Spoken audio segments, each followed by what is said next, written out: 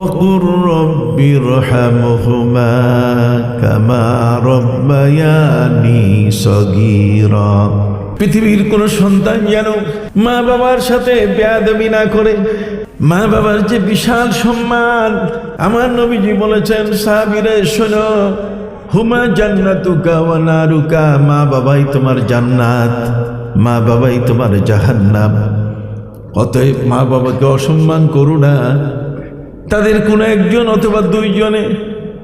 ইম্মা ইয়াবলুগান্না ইনদাকাল কিবারা আহাদুহুমা আও কিলাহুমা, এই মা বাবার একজন অথবা দুইজনে যদি বার্ধক্যে পৌঁছে যায়, খবরদার, যত তোমার বিরক্তির কারণ হোক না কেন, কিন্তু ও শব্দটা বলবে না।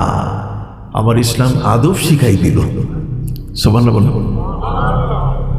সম্মানিত সুধী বন্ধুরা আমার, পবিত্র কোরআন মজিদে একটা আদবের সূরা আছে।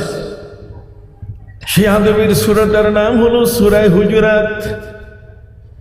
পবিত্র কোরআন মজিদে আল্লাহ পাক রব্বুল আলামিন ব্যাপকভাবে তিনি আদবের কথা, যারা সম্মানীয়, যাদের সম্মান আছে, সম্মানের পাত্র, তাদেরকে সম্মান দিয়ে কথা বলা, চোখ উঠাইয়া, মুখ উঠাইয়া তাদের সাথে বর্বরের মতো কথা বলা, বেয়াদবির, এটাকে বেয়াদবির মতো কথা বলা ইসলাম কখনো সমর্থন করে না।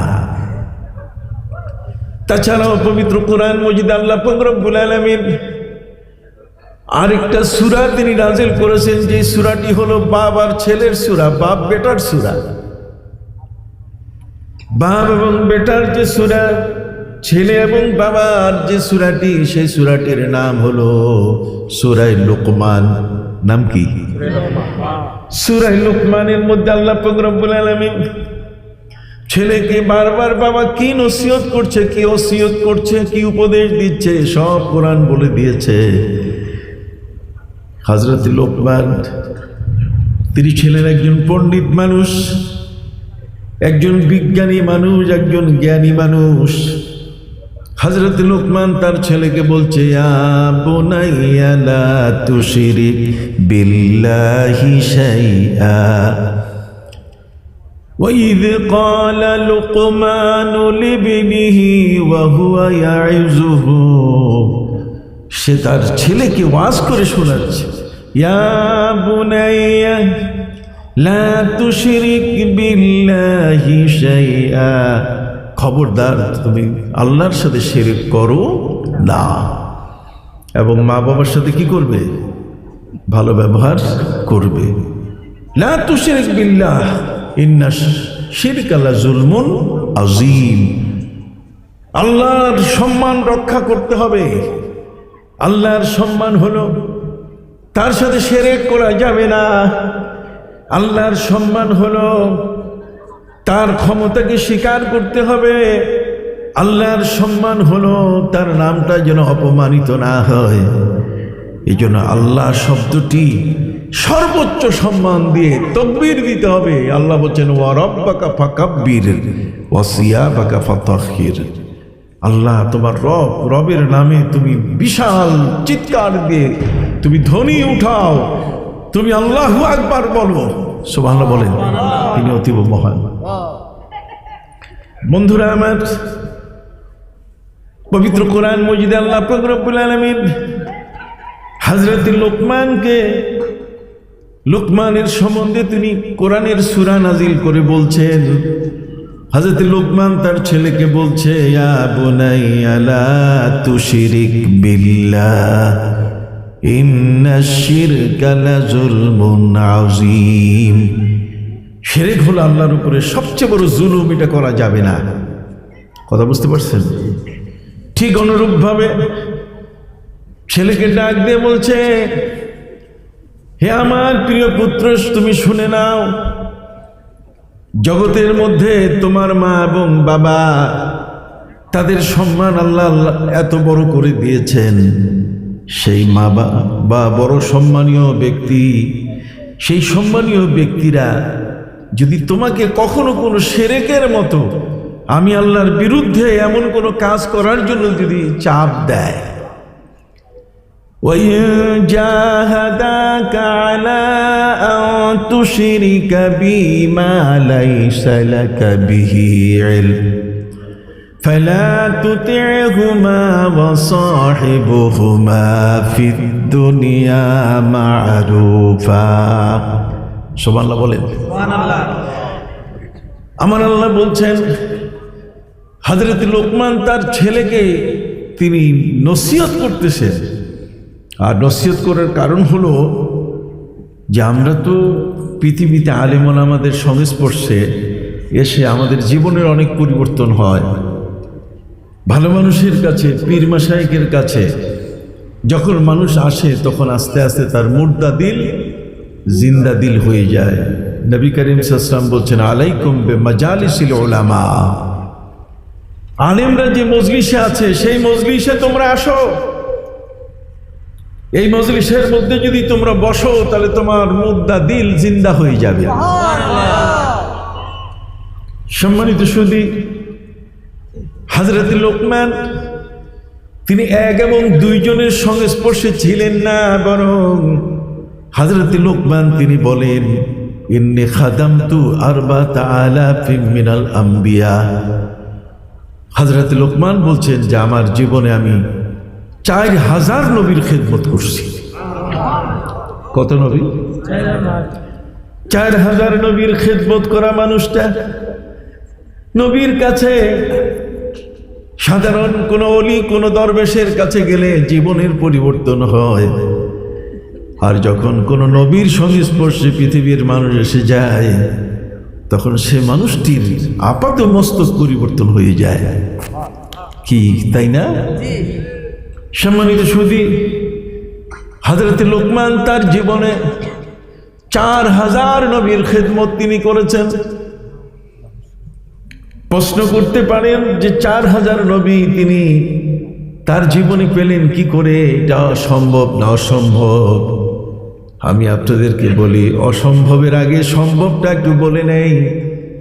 আমাদের ইমাম আজম আবু হানিফা রাহমাতুল্লাহি আলাইহি তার জীবনে তিনি 4500 ওস্তাদের সংস্পর্শ লাভ করেছিলেন। পৃথিবীর মধ্যে আর একজন শাগরেদ পাওয়া যাবে না, পৃথিবীর মধ্যে আর এমন একজন শিষ্য খুঁজে পাওয়া যাবে না যার জীবনে এত উস্তাদ। শাফি মাযহাবের যিনি আবু ইদ্রিস আশ-শাফি রাহমাতুল্লাহি আলাইহি, ইমাম শাফি রাহমাতুল্লাহি আলাইহি তার উস্তাদের সংখ্যা হলো 80 জন। আর আমাদের ইমাম আজম আবু হানিফা রাহমাতুল্লাহি আলাইহির উস্তাদের সংখ্যা হলো কত? 4500। একটু আল্লাহু আকবার বলেন। আল্লাহু আকবার। তাহলে 4500 ভালো মানুষের সাথে, ভালো মানুষের সামনে বসে ভালো মানুষের কথাগুলো তিনি শুনেছেন। ভালো মানুষের মজলিসে বসা এটা সৌভাগ্যের ব্যাপার। আজকে যারা ঘরে বসে আছেন, এখানে যদি একটা ফ্যান চলে তাহলে বাতাস কি ঘরে যাবে? এখানে যারা আছে তারাই পাবে। যদিও অত্যাধুনিক বিজ্ঞানের ব্যবস্থা যে আমরা এখন মাইকের আওয়াজ দূরে পৌঁছাতে পারতেছি, কিন্তু এই মজলিসের বরকত তো ঘরের চেয়ে কোটি কোটি গুণে বেশি। কথা বলেন না? ফেরেশতারা এটাকে ঘিরে আছে। বন্ধুরা, আপনি প্রশ্ন করতে পারেন, হযরত লোকমান 4000 নবীর তিনি খেদমত করেছেন, কি করে সম্ভব? ইতিহাস জানতে হবে। হযরত লোকমান তিনি পৃথিবীতে বেঁচে ছিলেন 1000 বছর। 1000 বছরের মতো দীর্ঘ সময় পৃথিবীর জমিনে হায়াত লাভ করে তার জীবনটাকে তিনি কাজে লাগাইছেন। জীবনটাকে কি কাজে লাগাইছেন? নবীর খেদমত যাকেই পাইছেন তার পাশে গিয়ে তিনি তার সোহবত, তার সংস্পর্শ তিনি গ্রহণ করার চেষ্টা করেছেন। সম্মানিত সুধী, আমি যদি আপনাদের প্রশ্ন করি তাহলে সহজভাবে আপনারা উত্তর দিবেন। পৃথিবীতে আল্লাহ পাক রব্বুল আলামিন তার ক্ষমতাকে বর্ণনা করতে গিয়ে দুটো জিনিসের কথা বলছেন। আর সে দুটো হলো, একটার নাম হলো হায়াত আর একটার নাম হলো কি মৌত। একটার নাম হলো হায়াত আর একটার নাম কি মৌত। হায়াত হলো আমার জন্ম নেওয়া থেকে আমার মৃত্যু পর্যন্ত যে সময়টা, সেটার নাম হলো হায়াত, সেটার নাম কি হায়াত। এরপরে যখন আমি মারা যাব তখন আমার মৃত্যু হয়ে যাবে, এটার নাম হলো কি মৌত। এই হায়াতের যে টাইমটা, এটা পৃথিবীতে সবার জন্য একরকম হয় না, এক সমান হয় না। পৃথিবীর মধ্যে কিছু শিশু এমন আছে, জন্ম নেওয়ার সাথে সাথে একবার কোয়া করে ডাক দিয়ে পৃথিবী থেকে বিদায় নিয়েছে, তার জীবনের হায়াতের পরিমাণ হলো কয়েক সেকেন্ড। আবার কাউকে আল্লাহ পাক রব্বুল আলামিন পৃথিবীর মধ্যে কয়েক মিনিট, কয়েক ঘন্টা, কয়েক সপ্তাহ, কয়েক বছর, আবার কাউকে কাউকে আল্লাহ 100 বছর, 1000 বছরের হায়াত, তার চেয়েও বেশি বড় বড় হায়াত দিয়ে আল্লাহ তাআলা পৃথিবীতে তাকে পাঠিয়েছেন। ভাইরা আমার, হযরতে বাবা আদম আলাইহিস সালাম পৃথিবীর মধ্যে বেঁচে ছিলেন 960 বছর। হযরতে নূহ আলাইহিস সালাম, নূহ নবী, যার নামে পবিত্র কোরআনের সূরা নাজিল হয়েছে, সূরা নূহ। নূহ আলাইহিস সালাম পৃথিবীর মধ্যে বেঁচে ছিলেন 1340 বছর। পবিত্র কোরআন মজিদে যুলকারনাইনের নাম এসছে। আমার নবীকে কাফেররা পরীক্ষা করেছে যে মুহাম্মদের কাছে পরীক্ষার বিষয় হলো উনি যদি যুলকারনাইন সম্বন্ধে পরিচয় দিতে পারে, আসহাবে কাহাফ কারা, তারা কে, যদি পরিচয় দিতে পারে, কথা বলিনি। আকাশের চাঁদ, তার গায়ে যে কালো দাগ, এই দাগের কারণটা যদি উনি বলতে পারে, পৃথিবীর সেই জমিন, যেই জমিনের মধ্যে সূর্যের আলো শুধু একবার পড়েছে আর কিয়ামত পর্যন্ত পড়বে না, এমন জায়গাটার নাম যদি তিনি বলতে পারেন, ঠিক এমনি করে মুহাম্মদ সাল্লাল্লাহু আলাইহি ওয়াসাল্লাম যদি তিনি বলতে পারেন চোখের পানি কোত্থেকে আসে, চোখের পানি ঝরে কখন, আসে কখন, আমার নবী সাল্লাল্লাহু আলাইহি সাল্লাম সম্পর্কে তাদের কথা ছিল, বক্তব্য ছিল, খাবার আগে নুন খাই, খাবার পরে নুন খাই কেন, যদি উনি বলতে পারে। প্রিয় নবী সাল্লাল্লাহু আলাইহি ওয়াসাল্লাম কে তারা এমন কতগুলো প্রশ্ন করে বসলো, যদি কারো হাতের মধ্যে শ্বেতি রোগ হয়, হাত যদি সাদা হয়ে যায়, চামড়া যদি সাদা হয়ে যায়, তাহলে ভালো করার উপায় কি? নবীকে তারা প্রশ্ন করে বসেছে, নবী বলেন তো, পেটটা যদি খারাপ হয়, কলেরা যদি হয়, ডিহাইড্রেশন যদি হয়, তাহলে নবী বলেন তো এর থেকে রক্ষা পাওয়ার উপায় কি? পৃথিবীর মানুষ আমার নবীকে প্রশ্ন করতে কখনো ত্রুটি করে নাই, কিন্তু নবীজি এমন অ্যাপ্রোপ্রিয়েট জবাব দিয়েছেন যে পৃথিবীর বিজ্ঞানীরা এখনো সেই জবাবগুলো নিয়ে, এই জবাবগুলো গবেষণা করতে করতে বুড়া হয়ে যাচ্ছে, মারা যাচ্ছে, কিন্তু নবীর সেই কথাগুলোর গবেষণা শেষ হচ্ছে না। সম্মানিত সুধী, আমার প্রিয় নবী সাল্লাল্লাহু আলাইহি ওয়াসাল্লাম তিনি যুলকারনাইন সম্বন্ধে বলে দিলেন। আমার আল্লাহ বলছেন, নবী ওরা যতই প্রশ্ন করুক না কেন, কোনো ভয় নাই, আপনার প্রতিটি প্রশ্নের জবাব আমি আপনাকে সাপ্লাই দেব।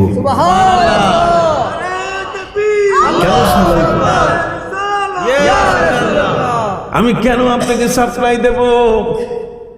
কিন্তু এই পৃথিবীর কোনো মানুষকে আপনার শিক্ষক আমি বানাই নাই, পৃথিবীর কোনো বিশ্ববিদ্যালয়ের ছাত্র আপনাকে বানাই নাই।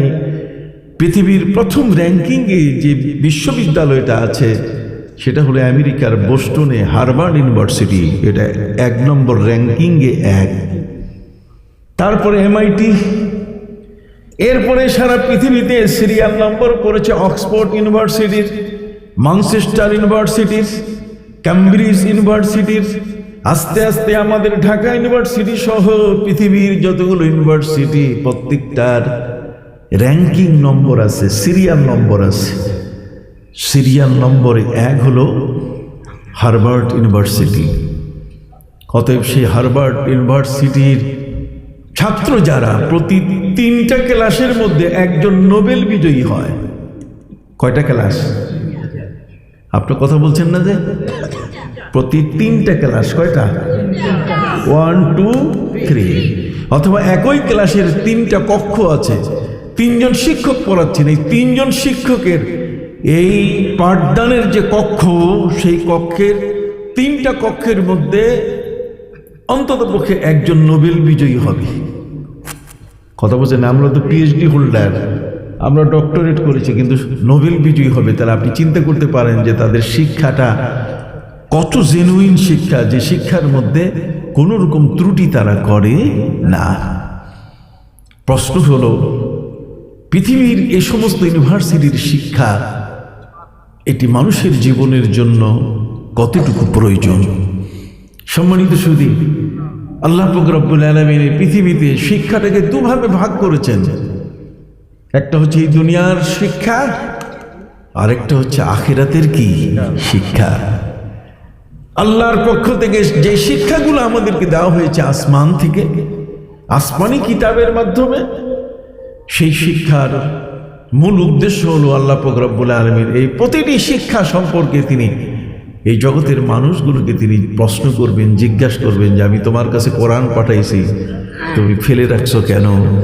আমি তোমার কাছে আসমানি কিতাব দিয়েছি, যেই যুগে আসমানি কিতাব পায় নাই সেই যুগটা ছিল জাহিলিয়াতের যুগ। যেই যুগে কোনো নবী পায় নাই সেই যুগটা হলো অন্ধকার যুগ, আইয়ামে জাহিলিয়াত। আমি তো তোমার যুগটাকে আইয়ামে জাহিলিয়াতের মধ্যে রাখি নাই, এর থেকে আমি বের করি তোমার জন্য একজন বিশ্বজগতের শ্রেষ্ঠ নবী, এই বিশ্ব সভার সভাপতি, সারা বিশ্ব জগতের সেই নবী না হলে কোনো নবী আল্লাহর জান্নাতে আগে যেতে পারবে না। আমার নবী বলেন, আল্লাহ পাক রব্বুল আলামিন নিষেধ করে দিয়েছেন, নিষিদ্ধ করে দিয়েছেন, জান্নাতের দুয়ার খুলবে না যতক্ষণ পর্যন্ত আমি রাসূল সেটা ওপেন না করি, খুলে না দেই। নবীজি খুলে না দিলে জান্নাত ওপেন হবে না। জান্নাতের চাবি যার হাতে আল্লাহ রেখে দিয়েছেন তিনি হলেন আমার নবীজি সাল্লাল্লাহু আলাইহি ওয়াসাল্লাম। সেই মহানবী সাল্লাল্লাহু আলাইহি ওয়াসাল্লাম যে জ্ঞান নিয়ে এসেছেন, আর হার্ভার্ড ইউনিভার্সিটিতে যারা জ্ঞান বিতরণ করে নোবেল বিজয়ী, তাদের জ্ঞানের আর আল্লাহর পক্ষ থেকে দেওয়া জ্ঞান যেটা আসমানি কিতাবের মাধ্যমে, পার্থক্য কি? পার্থক্য হলো যে এই জ্ঞানের মাধ্যমে পৃথিবীতে মানুষ এখন কি করছে? এই জ্ঞানের মাধ্যমে তারা সুদকে প্রচার করতেছে। কথা বল, এই যে গ্রামীণ ব্যাংকগুলো বলেন, কথা বলেন, ব্র্যাক বলেন, কারিতাস বলেন, যেগুলোই বলেন না কেন, তাদের উদ্দেশ্য হচ্ছে এই পৃথিবীর মধ্যে এমন জ্ঞান বিতরণ করা যেই জ্ঞানটা আমাদের জন্য কখনো সুখকর নয়, আমাদের জন্য কখনো ওইটা লাভের জিনিস না।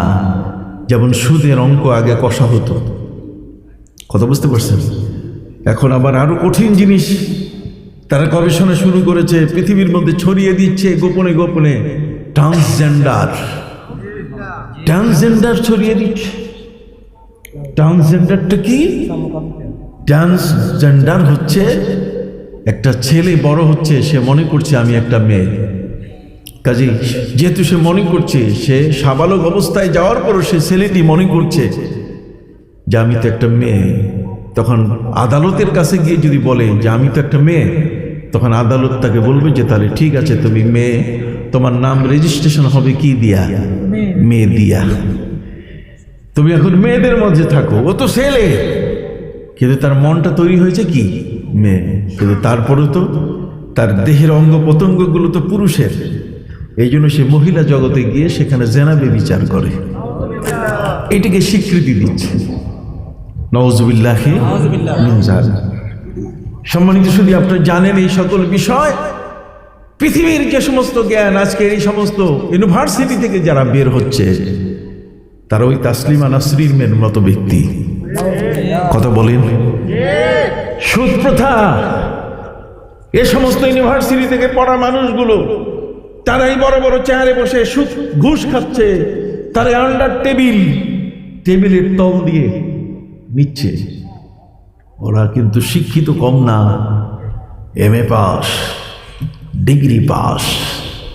কথা বলেন বন্ধুরা আমার। তার মানে তাদের শিক্ষায় নাই যে ঘুষ খাওয়া হারাম, তাদের শিক্ষায় নাই সুদ খাওয়া কি হারাম। আমি কি বুঝাইতে পারছি আপনাদের? সম্মানিত সুধী, পৃথিবীর মধ্যে 3টা দলের মানুষ আমি আপনাদেরকে প্রশ্ন করব, আপনার উত্তর দেবেন।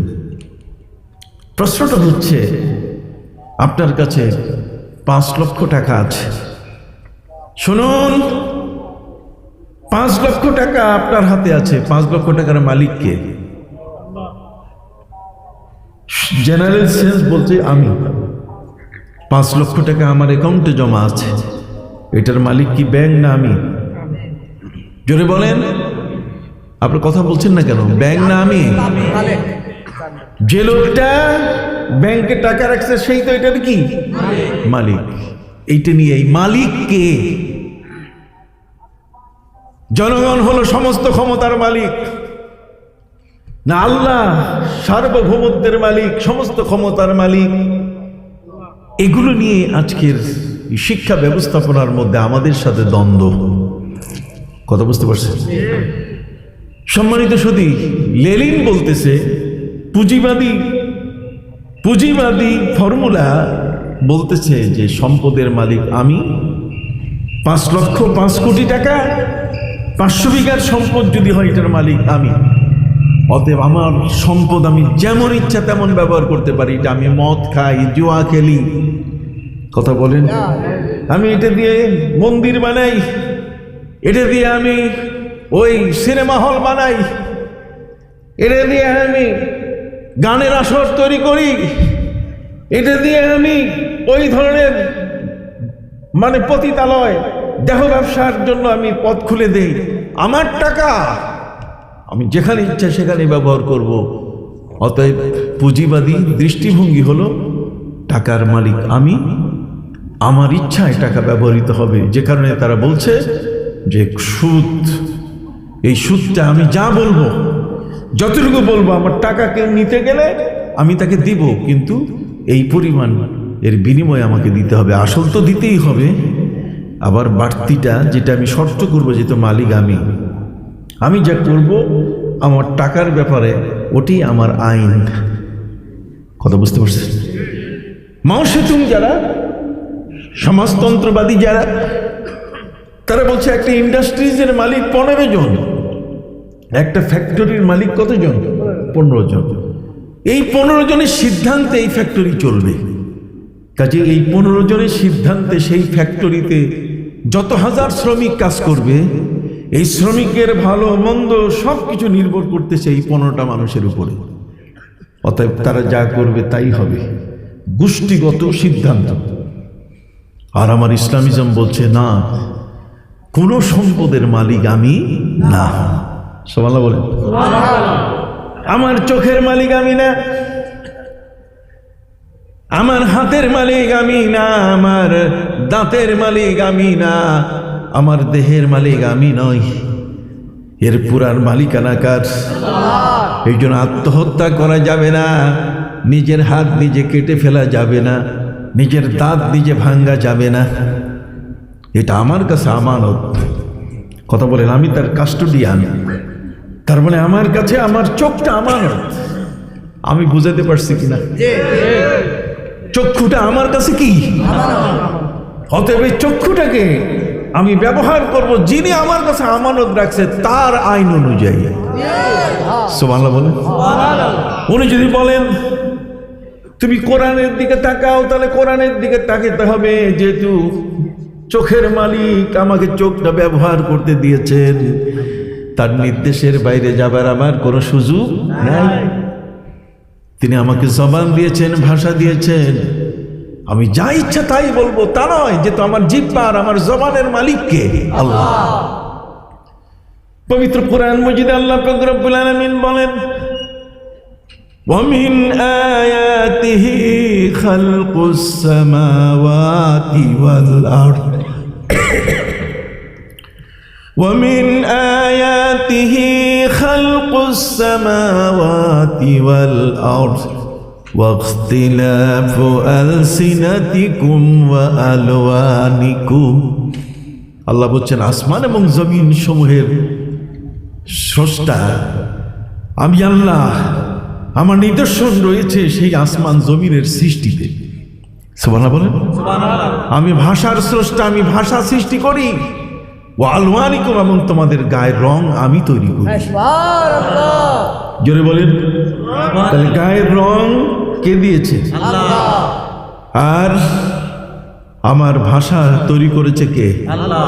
অতএব এই ভাষা হবে আমার মালিক যিনি আমাকে ভাষা দিয়েছেন, তার নিয়ম অনুযায়ী আমাকে কথা বলতে হবে। এই জন্য আল্লামা শেখ সাদি তিনি তার গুলিস্তার মধ্যে লিখেছেন, বসে তার মধ্যে লিখেছেন, বনামে জাহাদার জাফরি, বনামে জাহাদার জাফরি, হাকিমে সুখন্দর জবাফরি।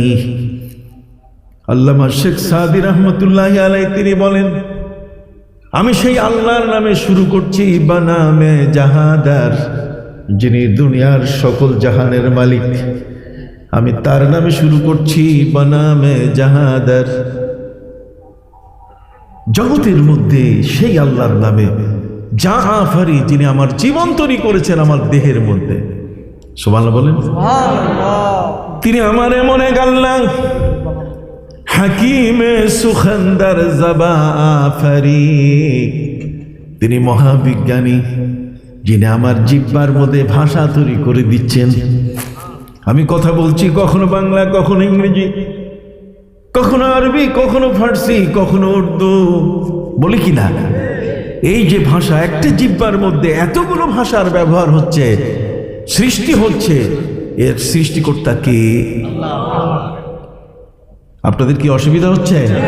তা আমার সাথে একটু কথা বলেন, একটু কথা বলেন। আমার বাবা আব্দুর রহমান নিয়ে আসছেন, কি বলেন? কিছু কথা বলে না গেলে কি হয়? আমি গতানুগতিক ওয়াজ করি না বাবা, আপনাদের অনুভূতিটার মধ্যে আমি আঘাত করতে চাচ্ছি। ভাষাটা আপনি কথা বলবেন, জিহ্বাটা আপনি বানাইছেন, আওয়াজটা আপনি তৈরি করেন। যে মালিক আওয়াজ তৈরি করে, যে মালিক জিহ্বা দান করছেন, ওই মালিকের অধিকার আমার জিহ্বার উপরে আছে। তিনি ইচ্ছে করলে জিহ্বাকে তিনি নিয়ন্ত্রণ করতে পারেন, ইচ্ছা করলে তিনি আমার বাকশক্তি তিনি তুলে নিতে পারেন, আমাকে তিনি বোমা বানিয়ে ছাড়তে পারেন। ক্ষমতা তার আছে কিনা? এই জন্য আল্লামা শেখ সাদি তিনি বলেছেন, বনামে জাহাদার জাফরি,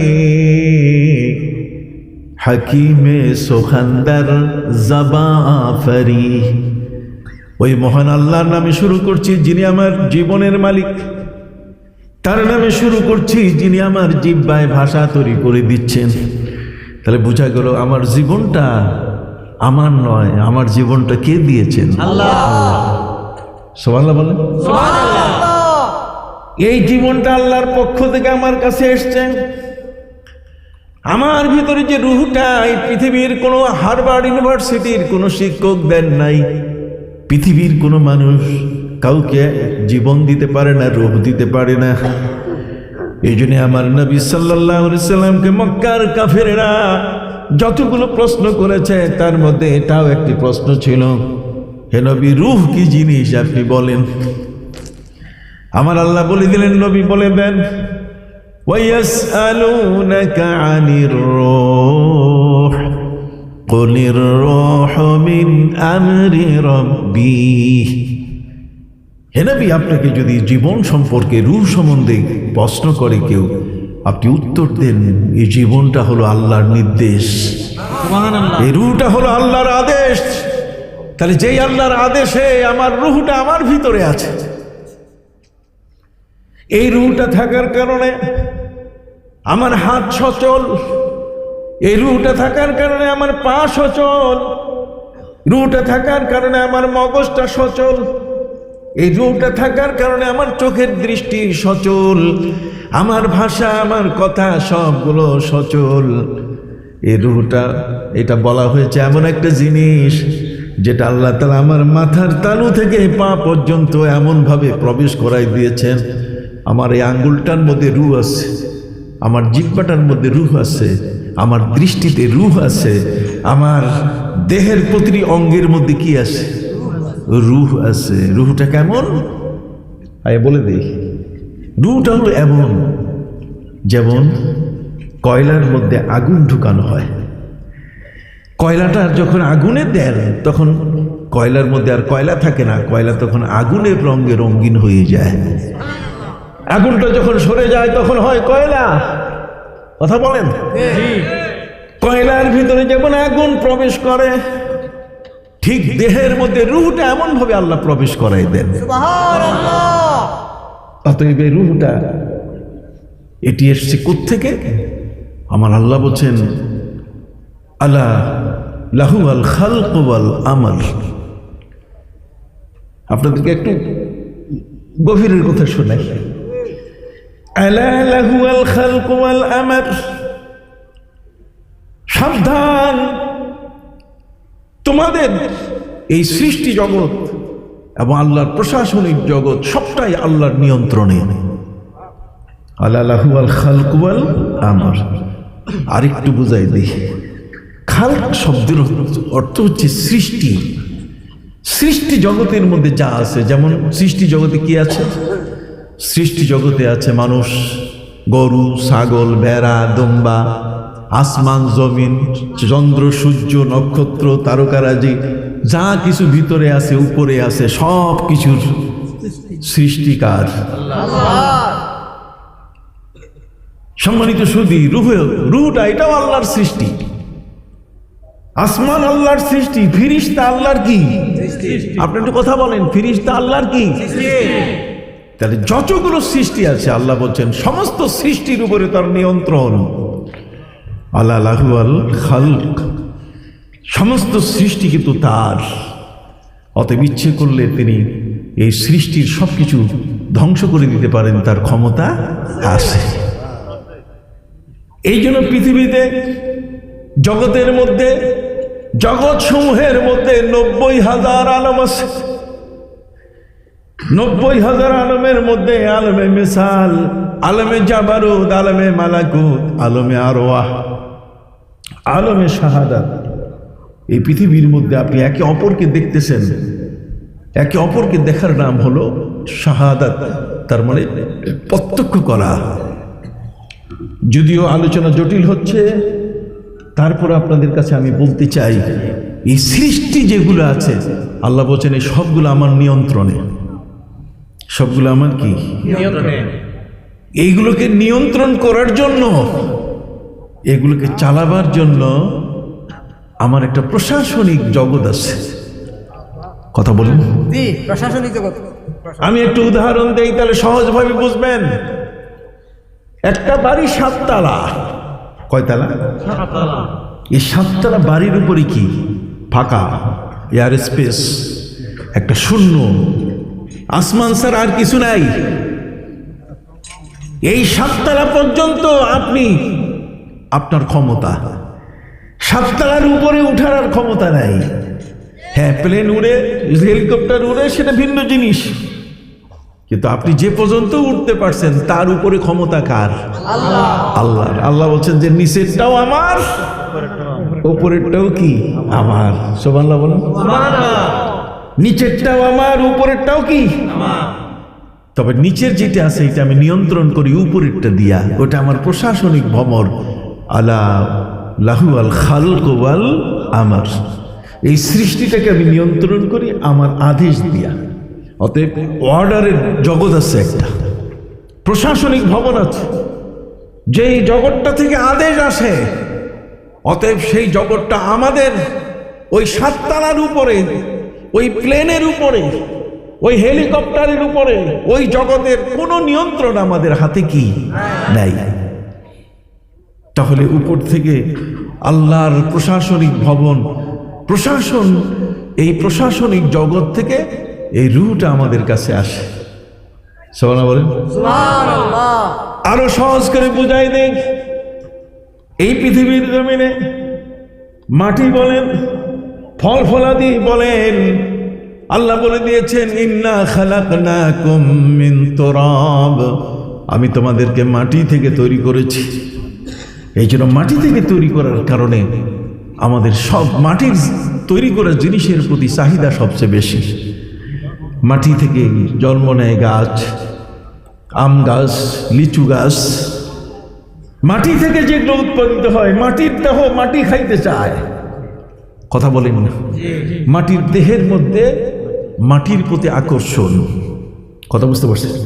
কিন্তু মাটির দেহটা যেটা আমার দেহের মধ্যে আছে সেটা একটা পুতুলের মতো। এই দেহটার কোনো শক্তি নেই, এই দেহটার কোনো হাঁটার শক্তি নেই। আপনি একটা পুতুল, একটা মূর্তি বানাইয়া শোয়াই রাখেন, ও সিধ হয়ে থাকবে। এই জন্যই হযরত নবী ইব্রাহিম আলাইহিস সালাম যখন একদিনের বাচ্চা, মাত্র কয়েক ঘন্টা তার জন্মের বয়স, নবী ইব্রাহিম আলাইহিস সালামের মা তার বাবাকে বলছে চলো বাচ্চাটাকে দেখে আসি। পাহাড়ের গুহায় তাকে রেখে আসলাম। নমরুদের আইন বড় কঠিন, ছেলে জন্ম দিলে তাকে মেরে ফেলে, অতএব পাহাড়ের গুহায় আমি তাকে জন্ম দিয়ে সেখানে রেখে এসেছি, যাই একটু দেখে আসি। যখনই দেখার জন্য উভয় গেলেন, তখন নবী ইব্রাহিম আলাইহিস সালামের বয়স একদিন পূর্ণ হয় নাই। বাবার হাতে, অর্থাৎ চাচা যেটি আপনি বলেন, ওয়াইজ ক্বালা ইব্রাহিম লিআবিহি আযারা আতাত্তাখিযু আসনামান আলিহা, একটি পবিত্র আত্মার অধিকারী হযরত নবী ইব্রাহিম আলাইহিস সালাম, একদিনের শিশু, এখনো পূর্ণ হয় নাই দিনটা, তিনি তার বাবার হাতে অথবা চাচার হাতে তিনি মূর্তি দেখে প্রশ্ন করেছেন, কি চমৎকার! আতাত্তাখিযু আসনামান আলিহা, এটা হাতের তৈরি জিনিস, যেভাবে রাখবে সেভাবে থাকে, এটা হাঁটা চলার কোনো ক্ষমতা নাই। পবিত্র কোরআন আরো ব্যাখ্যা করে বলেছে, হযরত নবী ইব্রাহিম আলাইহিস সালাম তিনি তার বাবাকে ডাক দিয়ে বললেন, ইয়া আবাতি লিমা তা'বুদু মা লা ইয়াসমাউ ওয়া লা ইউবসিরু ওয়া লা ইউগনি আনকা শাইআ। ইয়া আবাতি, হে আমার পিতা, লিমা তা'বুদু, কেন পূজা তুমি করতেছো এমন একটা পুতুলের, মা লা ইয়াসমাউ, যে কানে শোনে না, কান আছে কানে শোনে না, ওয়ালা ইউবসিরু, চোখ আছে চোখ দেখে না। তুমি যে চোখ বানিয়েছো, এই চোখটা আমার আল্লাহর দেওয়া চক্ষু নয়, তোমার সৃষ্টি চক্ষু দিয়ে সে কিছুই দেখে না, তুমি স্রষ্টা হতে পারো না। ইয়া আবাতি লিমা তা'বুদু মা লা ইয়াসমাউ ওয়া লা ইউবসিরু ওয়া লা ইউগনি আনকা শাইআ। তুমি বিপদে পড়লে সে কোনোদিন দৌড়াইয়া তোমাকে উদ্ধারও করতে পারবে না। আপনি কি বুঝতে পারছেন? তাহলে এরকম একটা অচল জিনিস, নিশ্চল, তার কোনো ক্ষমতাই নাই চলার মতো, হাত নড়াতে পারে না, পা নড়াতে পারে না, তার চক্ষু দিয়ে সে দেখতে পারে না, কান দিয়ে শুনতে পারে না, কারো সহযোগিতাও করতে পারে না, সাহায্যও করতে পারে না, এমন জিনিসটাকে সচল করতে আল্লাহ পাক রব্বুল আলামিন তিনি ওই তার প্রশাসনিক ভবন থেকে এর পাওয়ার, রূহ তিনি দিয়ে দিলেন। এটা পাওয়ার, এটা যে কোনো মুহূর্তে আল্লাহ সিজ করে নিয়ে যেতে পারেন, যে কোনো মুহূর্তে তিনি এটাকে আপনার কাছ থেকে কেড়ে নিয়ে যেতে পারেন, যে না, তোমার জন্য আমার রূহ এখন শোভা পায় না, গেট আউট, তুমি মাটি হয়ে যাও। তুমি কি হয়ে যাও? তাই আমরা কবরে দিয়ে মোটা মাটির সাথে মাটি হয়ে যায়, যদিও আল্লাহ তাআলা সেটাকে আবার জিন্দা করবেন। কথা বুঝতে পারছেন? অনেক লম্বা কথা। থিমটা হলো, আলোচ্য বিষয়টা হলো যে আমার যে চক্ষুটা এটা আমার কাছে আমানত। আমার কাছে কি আমানত? আপনি ব্যাংকের কাছে টাকা আমানত রাখেন, ওই টাকার মালিক ব্যাংক নয়, বরং আপনি। কথা বলেন, আপনি আমানতকারী আর সে হচ্ছে আমানতদার। ব্যাংক হলো আমানতদার, আপনি হলেন আমানতকারী। ঠিক এমনি করে আমরা হলাম আমানতদার, আর আল্লাহ হলেন আমাদের কাছে এটা দিয়ে তিনি আমানতকারী। তিনি আমাদেরকে আমানত দিয়েছেন। সুবহানাল্লাহ বলেন। তাহলে আমাদের চোখটা এটা আমানতকার। ভাই একটু জোরে আপনারা বলেন তো আলহামদুলিল্লাহ। আপনি বলছেন লোক নেই, কত লোক আসছে দেখছেন বাবা, কত লোক আসছে আপনি দেখেন। সবাই একটু বলেন তো, এই চোখটা, আমার জীবনটা যদি, রূহটা যদি না থাকে, এই চোখটা কি আর তখন দেখবে? আমি মুখ দিয়ে আর কথা বলতে পারবো? তাহলে ওই একটা পুতুলের যেরকম আমারও অবস্থা কি সেরকম। এই জন্য আল্লাহ তাআলা এটাকে ভাগ করে তিনি দেখালেন যে তোমার এই পৃথিবীর সৃষ্টি, তোমাকে মাটি দিয়ে আমি সৃষ্টি করেছি, কিন্তু তোমাকে সচল করেছি, তোমাকে চলাফেরার ক্ষমতা দিয়েছি আমি আকাশ থেকে, আসমান থেকে রূহ দিয়া। নারায়ে তাকবীর, নারায়ে রিসালাত, জনাব হযরত আল্লামা মুফতি কবিরউদ্দিন সরকার সালিহ সাহেব জিন্দাবাদ, জিন্দাবাদ। অতএব যেই রূহের ব্যাখ্যা কাফেরদের কাছে নাই, এই রূহের ব্যাখ্যা একমাত্র ইসলামে আছে, আমার নবীর কাছে আছে। পবিত্র কোরআন মজিদ এই কারণে কাফেররা আমার নবীকে যতগুলো প্রশ্ন করেছিল তার মধ্যে এটাও একটা প্রশ্ন ছিল যে মানুষের মধ্যে জীবন আছে, এটা আবার কি জিনিস, সেটা তো দেখা যায় না। আমার আল্লাহ বলেন, হে নবী, ওয়ায়াসআলুনাকা আনির রূহ, জীবনটা নিয়ে, রূহটা নিয়ে যদি পৃথিবীর কেউ আপনাকে প্রশ্ন করে, কুলির রূহু মিন আমরি রাব্বি, এই রূহটা হচ্ছে তোমার আল্লাহর প্রশাসনিক ভবন থেকে আদেশ, অর্ডার। অতএব তোমার জন্য যতদিন দেওয়া হয়েছে রূহটা, যদি 1 সেকেন্ডের জন্য দেওয়া হয়, তাহলে শিশু 1 সেকেন্ডের মধ্যে কোয়া চিৎকার দিয়া আবার বিদায় নেয়। রূহ না থাকলে তো আর সে বেঁচে থাকবে না। কথা বলেন। আবার কারো দেহের মধ্যে রূহটা থাকে 1 সপ্তাহ, 1 সপ্তাহ পরে আবার মারা যায়। রূহটা চলে গেলেই তার মৃত্যু হয়ে যায়। অতএব আমাদের হায়াত, জীবন থেকে নিয়ে মৃত্যু পর্যন্ত আপনি 70 বছর বেঁচে থাকলেন, এই বেঁচে থাকার এই সময়টার নাম হলো কি? হায়াত। আর এর পরের অংশটাই হলো কি? মৌত। এই হায়াতের অংশটা যিনি আমার জীবনে সচল করে দিলেন, হায়াতের অংশটাকে চালু করে দিলেন, যার ক্ষমতা নিয়ে আমি হাঁটলাম, চললাম, ফিরলাম, খাইলাম, উঠলাম, বসলাম, সেই মাবুদকে আমি ভুলে গিয়ে আমি মানুষটাকে বললাম, তাহলে তো একই হয়ে গেল। ওই যে পূজারীরা যে পূজাটা করে সেটাই তো হয়ে গেল, যে একটা মানুষকে, আল্লাহকে বাদ দিয়া সেই মহাশক্তির এই যেটা প্রভাব আমার মধ্যে আছে সেটাকে আমি সম্পূর্ণ দেখতে না পাওয়ার কারণে আমি মনে করলাম ওটা কিছু না, কিন্তু ওটাই তো আসল। জীবনটা যদি না থাকে তাহলে আর আপনার কি দাম আছে? কথা বলেন। জীবনটা যদি না থাকে তাহলে আর 5 ঘন্টাও আপনাকে ঘরে রাখতে চাইবে না। সবাই মিলে সিদ্ধান্ত নেবে তাড়াতাড়ি দাফনের ব্যবস্থা করে ফেলো। সবাই সিদ্ধান্ত নিয়ে নিবে হুজুর কোথায় আছে, জানাজার ব্যবস্থা করতে হবে। সবাই সিদ্ধান্ত নিবে বাঁশ কাটবে কে, কবর খুঁড়বে কে। তাহলে বোঝা গেল আমার মধ্যে এই জীবন যেটা আছে সেই জীবনের মালিক কে? আল্লাহ। এই জন্য কাফেররা নবীকে প্রশ্ন করেছে যে উত্তর দিতে পারবে না। এই জন্য জগতের শিক্ষা ব্যবস্থা যা আছে, মানুষের তৈরি শিক্ষা ব্যবস্থা দিয়ে মানুষ কোনোদিন উপকৃত হতে পারে না। যদিও সেটা উপকৃত হয় তাহলে সেটি হবে সাধারণ। যেমন আপনি দেখেন একজন ব্যক্তি ইঞ্জিনিয়ার একটা ঘর বানালো, সে যদি ভালো কাজ করে আর ইসলামটা যদি থাকে তাহলে তো ভালো কাজ, আর না হলে সে কাজের কোনো মূল্য নাই। মূল্য তো দিবেন আল্লাহ, ভালো কাজের মূল্য দেওয়ার মালিককে আল্লাহ। যা হোক, আমি এক সংক্ষিপ্ত করে নিয়ে আসছি। আপনার জীবন, আপনার দেহের ভিতরে যে রুহটা, এটার মালিককে আল্লাহ। এটা থাকলে আমি কথা বলতে পারি, এটা থাকলে আমি হাত পা উঠা নাড়াচাড়া করতে পারি।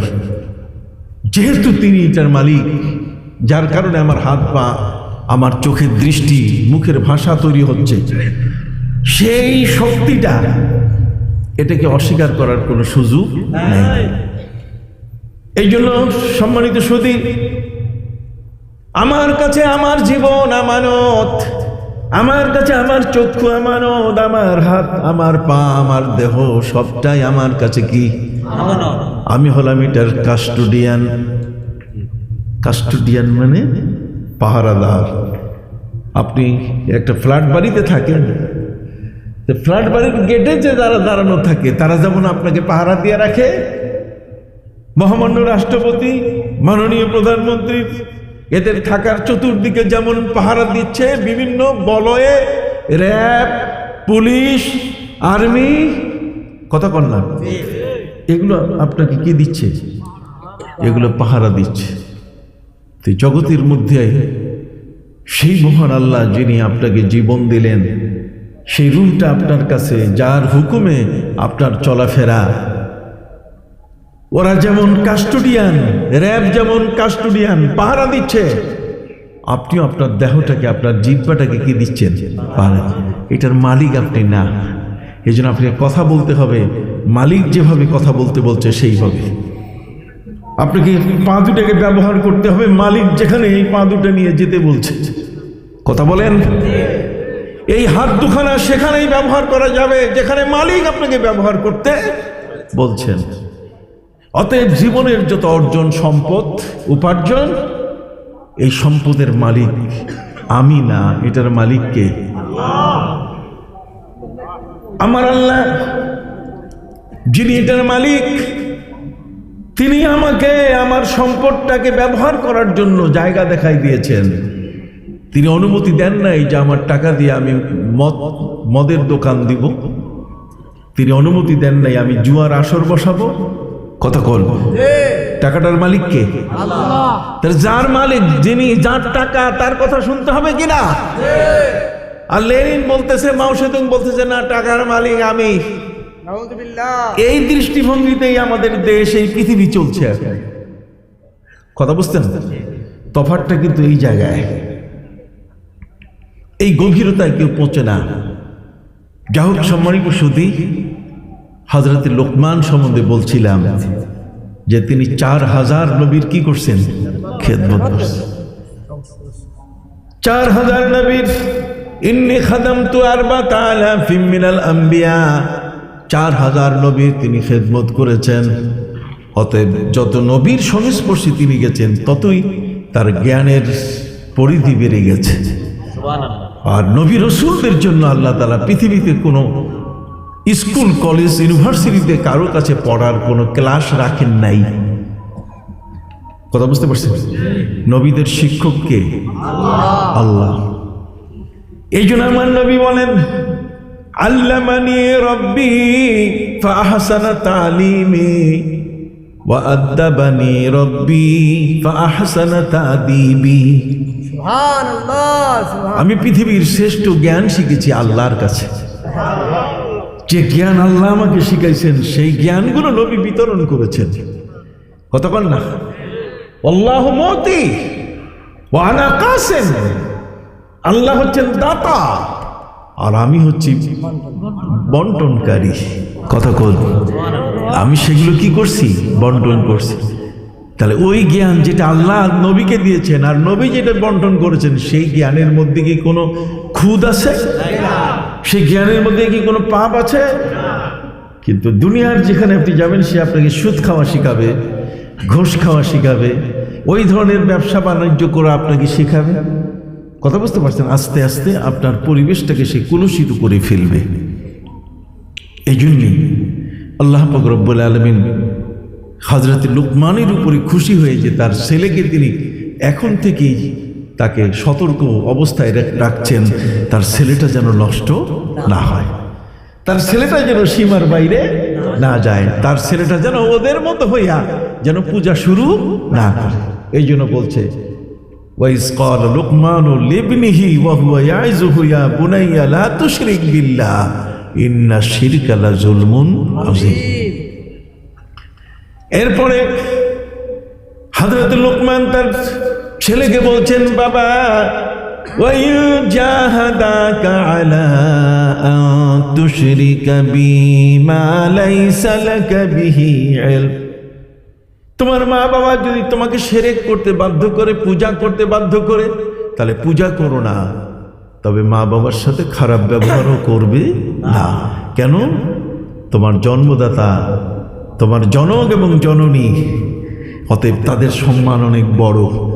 এই জন্য দুইবার ঝুরির আপেলগুলো পড়ে গেছে আর বিরক্ত হয়ে গেলা তুমি, আর তোমার বাবা তোমার টেনিস বলটা যে কত শতবার উপর থেকে পড়ছে, কথা বলেন, সেখানে তো সে বিরক্ত হয় নাই। দেখছেন কি চমৎকার ইসলামের উদাহরণ, কথা বুঝতে পারছি? সম্মানিত সুধী, অতএব মা বাবাকে সম্মান করতে হবে, যাদের সম্মান আছে তাদেরকে সম্মান দিতে হবে। এই জন্যই আল্লাহ পাক রব্বুল আলামিন তিনি আমার নবীর জন্য নবীর সম্মানের উপরে সূরা নাযিল করেছেন, সূরা হুজুরাত। তিনি বলছেন, ইয়া আইয়ুহাল্লাযীনা আমানু লা তুকদ্দিমু বাইনা ইয়াদাইল্লাহি ওয়া রাসূলিহি, আল্লাহ এবং আল্লাহর রাসূলের আগে যাওয়া যাবে না। এই আগে যাওয়া যাবে না এই শব্দটার ব্যাপক ব্যাখ্যা, আগাম কিছু বলা যাবে না, নবী যা বলবেন তাই শুনে থাকতে হবে। সামি'না ওয়া আতা'না গুফরানাকা রাব্বানা ওয়া ইলাইকাল মাসির, ওই মুনাফিকের মতো হওয়া যাবে না। সামি'না ওয়া আসাইনা, শুনলাম আর মানলাম না, এটা হবে না। ইসলাম বলছে শুনতে হবে আবার কি মানতে হবে। সামি'না ওয়া আতা'না গুফরানাকা রাব্বানা ওয়া ইলাইকাল মাসির। সুবহানাল্লাহ বলেন। সুবহানাল্লাহ। এই জন্য পৃথিবীতে কাদেরকে আপনি সম্মান করবেন, সেই সম্মানের জায়গাগুলো আল্লাহ কোরআনে বলে দিয়েছেন, সেই তাজিমের জায়গাগুলো আপনাকে কি বলে দিয়েছেন। আর সেই তাজিমের জায়গা আল্লাহ এবং তার কি রাসূল। লা তারফাউ আসওয়াতাকুম ফাওকা সাওতিন নবী, নবীর উপরে জোরে কথা বলা যাবে না। ওয়ালা তাদউ দুআ আর-রাসূল কাদুআ বা'দিকুম লিবাস, নিজেরা যেমন ডাকাডাকি করো একে অপরকে নাম ধরে ডাকো, আমার নবীকে সেভাবে ডেকো না। ইন্নাল্লাযীনা ইউনাদুনাকা মিন ওয়ারাইল হুজুরাত আকসারুহুম লা ইয়াকিলুন, যারা নবীর নাম ধরে ডেকেছে, নবীকে ইয়া মুহাম্মদ বলেছে ঘরের পেছন থেকে, আল্লাহ গোসা হয়ে গেছেন, খবরদার নবী তোমার এই ডাক এইভাবে অভদ্রের মতো নবীকে তুমি ডাকবে হবে না। নবীর সম্মান অনেক বড়, তিনি জগতের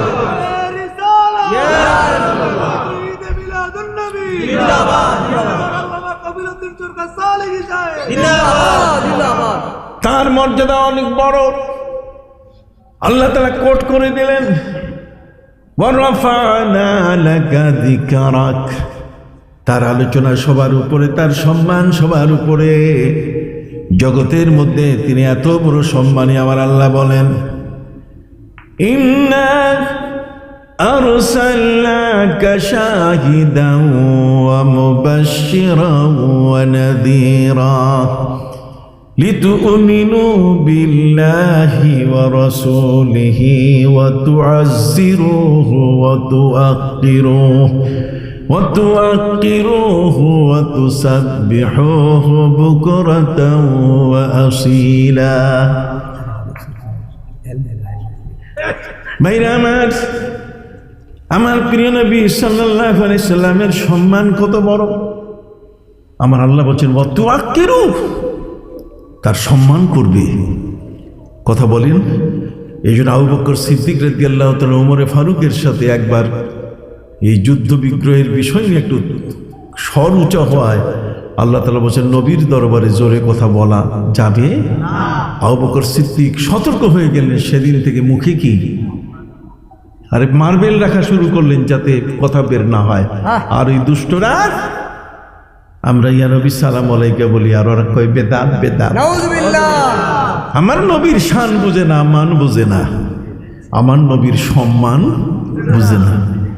নবীর শান মান সম্মান না বুঝার কারণে একদল মানুষকে বেয়াদব বানাই ফেলতেছে, অথচ আদব হচ্ছে নবীকে কি দেওয়া, সম্মান। নারায়ে তাকবীর, নারায়ে রিসালাত। জনাব হযরতুল আল্লামা ডক্টর মুফতি কবিলউদ্দিন সরকার সালি সাহেব। আদব, আদব হচ্ছে যার সম্মান যেখানে সেখানে রাখতে হবে। আপনি পবিত্র কোরআনকে মাটিতে ফেলে রাখবেন, হবে না।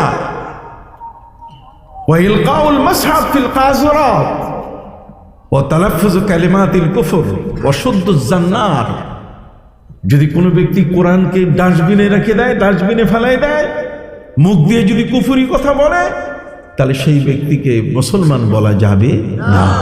তাহলে কোরআনের সম্মান দিতেই হবে। এই জন্য আমরা কোরআনকে রাখি অনেক উপরে, তাকে কথা, এটা উপরের জিনিস, এটাকে তাকে রাখি, এটার বিশাল সম্মান। কথা বুঝতে পারছেন? ঠিক অনুরূপ ভাবে আমার আল্লাহ বলছেন ওয়ামাই ইউআযযিম শাআইর আল্লাহ, আল্লাহর নিদর্শনগুলোকে যারা তাজিম করে। আল্লাহর নিদর্শন কাবা ঘর, কাবা ঘরকে সম্মান করতে হবে। কাবার দিকে থুতু ফেলা যাবে না, কাবার দিকে পা করে শোয়া যাবে না। কথা বল, কাবার দিকে কোনো মুর্দার কোনো লাশকে পা করে তাকে দাফন করা যাবে না। কাবার সম্মান অনেক বড়, এটা তাজিম করতে হবে। ঠিক অনুরূপভাবে কাবার কাবা আমার নবী হযরত আল্লামা শাহ ওলিউল্লাহ মুহাদ্দিস দেহলভী রহমাতুল্লাহি আলাইহি, তিনি তার হুজ্জাতুল্লাহিল বালিগা কিতাবের মধ্যে লিখেছেন যে আল্লাহ তার নিদর্শন চারটা। কয়টা? তার মধ্যে একটা হলো কাবা, আরেকটা হলো কোরআন, আরেকটা হলো প্রিয় নবী হযরত মুহাম্মদুর রাসূলুল্লাহ সাল্লাল্লাহু আলাইহি ওয়াসাল্লাম। নবীর সম্মান নষ্ট হয় এমন কথা, এমন কাজ করা যাবে না। তার সম্মান, তিলকার রসুল ফাদ্দাল্লাহ বা'দাহুম আলা বা'দ মিনহুম মান কাল্লামাল্লাহু ওয়া রাফা বা'দাহুম দারাজাত। নবীর সম্মান সমস্ত নবীর উপরে। এ কারণে এই রজব মাসে আমার নবীজির 26 তারিখ দিবাগত রাত পবিত্র মেরাজের রাত হিসাবে আমরা জানি। ওই মৌলবীরা নতুন নাম দিয়েছে, ওরা নিজেদেরকে এখন আলিম মৌলানা বলে না, ওলামা বলে না, ওরা নাম রাখছে স্কলার। কি নাম রাখছে? ওরা স্কলার। ইংরেজিটা ওদের খুব ভালো লাগে। আরে কোরআনে আছে ইন্নামা ইয়াখশাল্লাহা মিন ইবাদিহিল উলামা। হাদিসের মধ্যে আছে, যেটা আগেও আমি বলেছি, আলাইকুম বিমাজালিসিল উলামা। সেই আলেমদেরকে তারা এখন আলেম বলছে না, স্কলার। তার মানে সব জানে, কিছুই জানে না। যারা 20 রাকাত তারাবি কেটে 8 রাকাত বানায়, ওরা কি জানে? কিছুই জানে না। ওরা শুধু নাপিত, ওরা চুল কাটতে জানে, ওরা ইবাদত কমাইতে জানে। যারা ইবাদত বাড়াইতে জানে না, তাদের কাছে আমাদের চাওয়া পাওয়ার কিছু নাই। আছে বেতরের নামাজ, সেটাকে 1 রাকাত বানায় ফেলছে। আমরা তাদেরকে কখনোই সমর্থন করি না। কথা বুঝতে পারছেন? রমজান মাস সামনে আসতেছে, আমরা সেজদা বেশি করব, রুকু বেশি করব।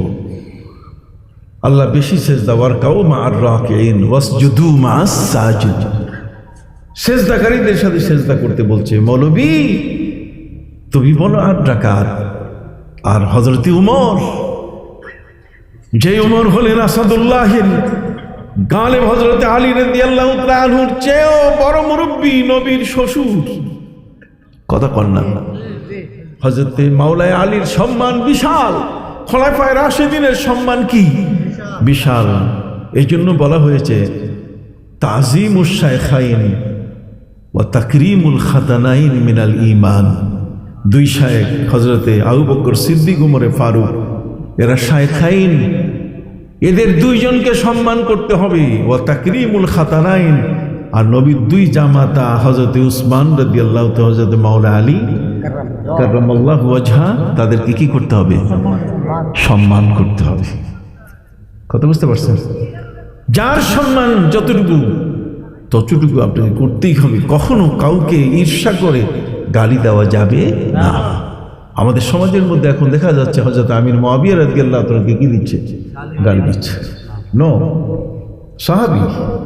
সাহাবীকে গালি দেওয়া যাবে না, ঈমান চলে যাবে। সম্মানিত সুধী,